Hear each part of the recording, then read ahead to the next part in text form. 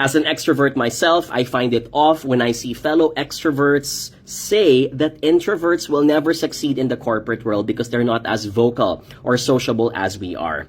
I disagree with this statement. In fact, I think a lot of extroverts can learn a thing or two from introverts themselves. For example, when introverts find themselves in a conflict at work, they do not immediately jump into the situation, and neither do they bring a battalion of people with them. Instead, they do thoughtful introspection. They're comfortable with solitude, and so step by step, they first identify what to do on their own. And because they keep a limited circle of friends or people that they can trust, they're able to solicit quality advice. They're able to block out the unnecessary noise from the outside.